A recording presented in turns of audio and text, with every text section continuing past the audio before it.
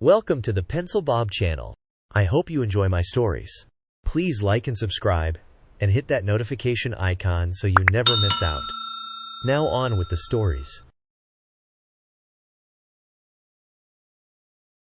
I never thought I'd be caught up in such a mess when I moved into this condo community last year. It was supposed to be a peaceful place to settle down, but boy, was I wrong. Let me tell you about the absolute chaos that's been unfolding here since February. So, we got this new HOA board, right? A bunch of newbies who hadn't even lived here for a year. They somehow got appointed and took over, and let me tell you, they've been nothing but trouble from day one. It's like they're on a mission to destroy everything good about this place residents have called home for 42 years. At first, I tried to give them the benefit of the doubt. Maybe they just needed some time to adjust, But nope, they went full steam ahead with their crazy ideas. It started small, but before we knew it, they were tearing apart the very fabric of our community. One of the first things they did was start enforcing rules like they were on some power trip. But here's the kicker. They only seemed to target certain owners. It was like they had a personal vendetta against some folks. I saw my neighbor, old Mrs. Johnson, get a warning for having a potted plant on her porch. Meanwhile, the board president's buddy had a whole jungle growing on his balcony, and not a peep from them. Then came the towing incident.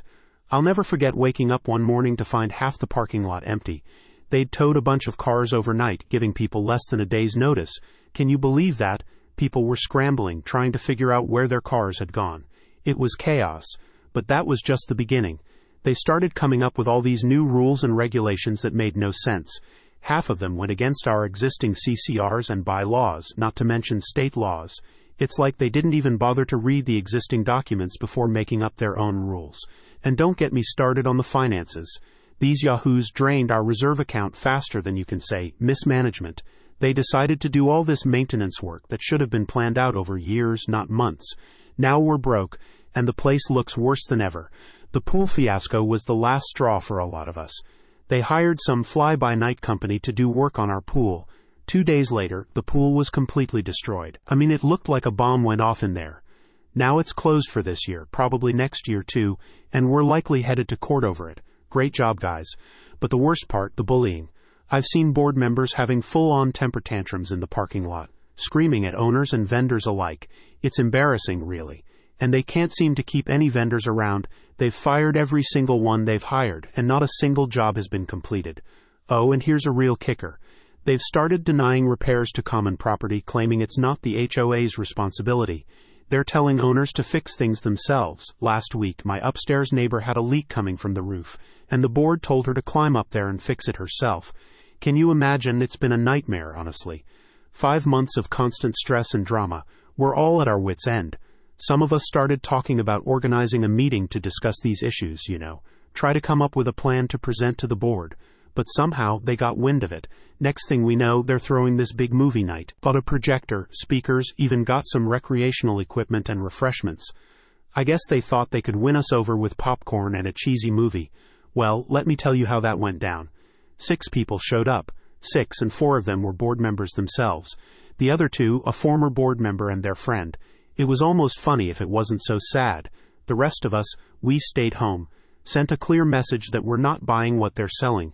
I hope they got the hint, but knowing them, they probably didn't. Instead of taking a step back and reconsidering their approach, they knee-jerked and scheduled a community meeting for next week. I'm not holding my breath for any real change, but who knows? I've been here less than a year, and I'm already thinking about moving. It's a shame, really. This used to be such a nice place to live. Now it feels like we're living under the rule of some petty dictators who don't know the first thing about running an HOA. I'm hoping that the community meeting might be a turning point. Maybe if enough of us show up and voice our concerns, they'll finally listen. But part of me worries it'll just be another opportunity for them to bulldoze over us, with more ridiculous rules and decisions. For now, I'm just trying to keep my head down and stay out of their crosshairs. I've seen what happens to people who speak up, and it's not pretty. But I can't help feeling like something's got to give soon. This can't go on forever, right? I never thought I'd say this, but I actually miss our old, boring HOA board. At least they knew how to keep the lights on and the grass cut without starting a civil war. These new folks, they're like a tornado that's ripped through our community, leaving nothing but chaos in their wake. So here we are, stuck in this mess, wondering how long it'll take before something finally changes. Will the movie night flop be the wake-up call they need? Will the community meeting actually lead to some positive changes? Or are we in for more months of this insanity? I guess only time will tell. But one thing's for sure, I'll never take a quiet, well-run HOA for granted again. Who knew that a bunch of newbies with a little bit of power could cause so much havoc? It's been a wild ride, and something tells me we're not at the end of it yet. Here's hoping for a miracle, or at least a board that knows how to read a budget and follow basic laws. Is that really too much to ask? It shouldn't have to be like that, though. It's horse crap. A small little get-together of chicken crap tyrants shouldn't be able to impose their garbage ideas on the property and livelihoods of other people just because those other people don't want to play their stupid games. People already deal with the government breathing down their necks. They shouldn't have to put up with some holier-than-thou suck-up-a-holes and their fake rules. What did they do exactly? The projector equipment was probably within their spend limit. It takes time to build an audience for these kind of events. Calling a meeting when you hear people are upset is exactly what a good board does. They are saying that they want to hear what issues owners are having. You aren't presenting any dire events.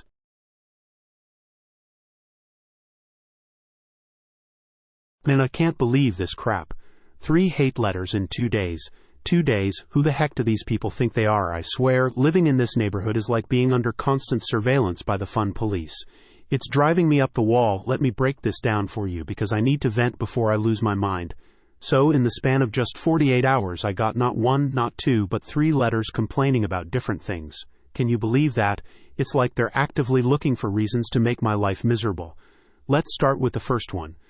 Some nosy neighbor decided to write a letter complaining that my classic truck, my beautiful 1966 Ford F-100, was leaking oil. Well, no crap, Sherlock. It's an old truck. What do they expect? It's not like it's a brand new Tesla or something. It's a piece of history, for crying out loud. I've had this truck for years, and her name is Ethel. Yeah, that's right, I named her. She's not just a vehicle, she's part of the family. And let me tell you, Ethel is beautiful. She's got character, charm, and a whole lot of personality. So what if she leaks a little oil? It's not like she's flooding the streets or anything. These people need to get a life. They're probably the same ones who complain about the sound of kids playing or birds chirping too loudly. I bet they've never even sat in a classic car, let alone owned one. They don't understand the joy of cruising down the road in a piece of automotive history. And you know what? They can go ahead and F off. I'm not getting rid of Ethel just because some uptight neighbor can't appreciate her beauty. She's staying right where she is, oil leaks and all. But wait, it gets better. The second letter I received was complaining that I didn't ask permission before replacing the windows in my house. Are you kidding me? Replacing my windows. It's not like I painted the house neon pink or installed a giant statue of a middle finger on my lawn. Though I'm tempted to do that now. I mean, come on, I was beautifying the neighborhood. The old windows were falling apart and the new ones look fantastic. It's an improvement, for crying out loud. In fairness, I'll admit that I forgot I needed to ask permission. But still, it's not like I committed some heinous crime here. The replacement was done. It looked great. The workers were professional and cleaned up after themselves. No big deal, right? Apparently, in this neighborhood, it's a federal offense to make your house look better without filling out a mountain of paperwork first. I can just imagine these people sitting at their windows with binoculars watching my every move. Oh no, Johnson, he's improving his property value. Quick, write a strongly worded letter. Give me a break. But hold on to your hats, folks, because the third letter takes the cake. This one boggles my mind the most. Are you ready for this? They sent me a letter complaining that I bought an EV without getting permission. An EV, a freaking electric vehicle. Excuse me, what? I had to read that letter 3 times to make sure I wasn't hallucinating. Since when do I need permission to buy a car? What's next? Do I need to ask the HOA if I can buy new underwear? Should I submit a form every time I want to order a pizza? And get this, the note also said, may not be approved. What does that even mean? Are they suggesting I take the car back? Return it to the dealership and say, sorry, my HOA doesn't approve of my personal vehicle choices. I don't understand. I really don't. Let me make this clear. I pay my own light bill. I own the wiring in my home. The load on the neighborhood shouldn't be a concern. Unless they're worried that our grid can't handle it, which is absurd. We're not living in the Stone Age here. And besides, I have a slow charger. It's not like I installed some industrial-grade charging station in my driveway. This charger literally just plugs into a regular outlet and draws 12 A per hour. That's less power than some hairdryers use. I'm starting to wonder if these people have nothing better to do with their lives than to nitpick every little thing their neighbors do. Do they sit around in their HOA meetings sipping tea and plotting ways to make everyone's lives miserable? Oh, I know, let's complain about electric cars. That'll show 'em. It's like living in some twisted version of The Truman Show, where every move is scrutinized and judged. I half expect to find hidden cameras in my bathroom at this point. You know what really gets me? The audacity of it all. These people think they have the right to dictate what kind of car I can drive, what improvements I can make to my own home, and even criticize a classic vehicle that's older than most of them. I've lived in this neighborhood for years, always paid my dues on time, kept my lawn mowed, and generally been a good neighbor. But apparently that's not enough. No, I have to conform to their narrow-minded view of what's acceptable. Well, I've got news for them. I'm not backing down. Ethel stays. The windows stay. And you bet your ass my EV stays. If they don't like it, they can move to a different neighborhood. One where everyone drives the same boring cars, lives in identical houses, and probably wears matching uniforms. I'm seriously considering starting a rebellion. Maybe I'll organize a classic car show right in my driveway. Or better yet, I'll invite all my friends with EVs to come over and charge their cars at the same time. We'll have an EV party. Let's see them try to write a letter about that. You know what's really ironic? These are probably the same people who complain about government overreach and talk about personal freedoms.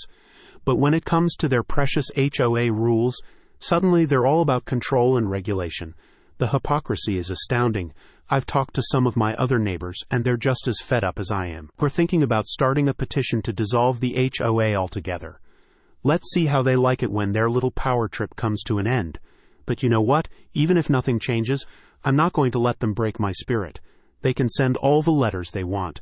They can complain until they're blue in the face. I'm going to keep living my life driving my classic truck, enjoying my new windows, and cruising in my EV. Because at the end of the day, this is my home.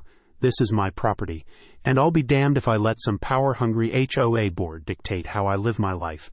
So here's my message to the HOA. You can take your rules and shove them where the sun doesn't shine. I'm not playing your game anymore. You want to fine me? Go ahead. You want to try and force me out? Bring it on.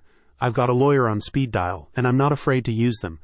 To all my fellow homeowners out there dealing with similar BS, stay strong. Don't let these petty tyrants push you around. Stand up for your rights. And remember, there's strength in numbers. If we all band together, we can put an end to this HOA madness once and for all. In the meantime, I'll be in my driveway polishing Ethel, admiring my new windows, and charging my EV. And if anyone has a problem with that, they know where to find me. Just look for the house with the classic truck, shiny windows, and the electric car in the driveway. I'll be the guy giving a friendly one-finger salute to the HOA patrol. Thanks for listening to my rant. It feels good to get this off my chest. And remember, folks, FHOAs. They're the bane of homeowners everywhere, and it's high time we stood up to their bullshit. Who's with me? Just like everyone else has said, get Ethel fixed. Not because of the driveway, but because leaking oil will obviously decrease that beautiful truck's lifespan. So I work for a title insurance company, and I'm also an adjunct professor of property law.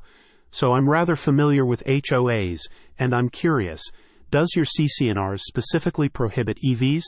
I have never seen that before, and I've read hundreds of restrictions. If it does, I would really like to read your neighborhood's CC&Rs.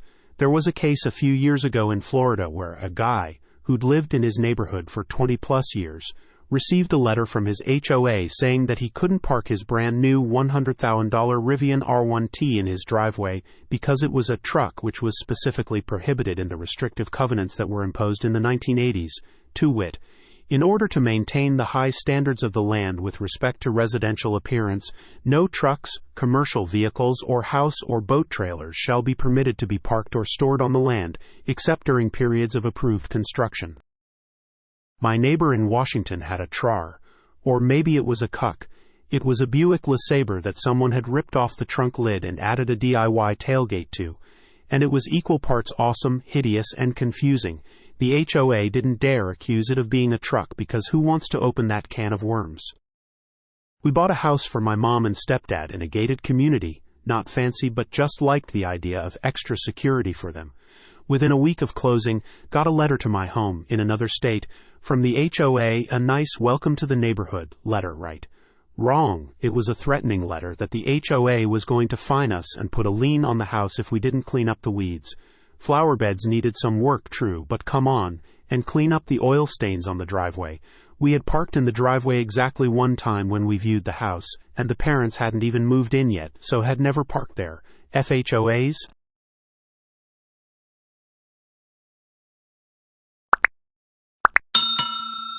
I would like to thank you for watching the video to the end. To encourage us to make more videos, please like, subscribe, comment, as well as share. Check out this other video if you haven't already.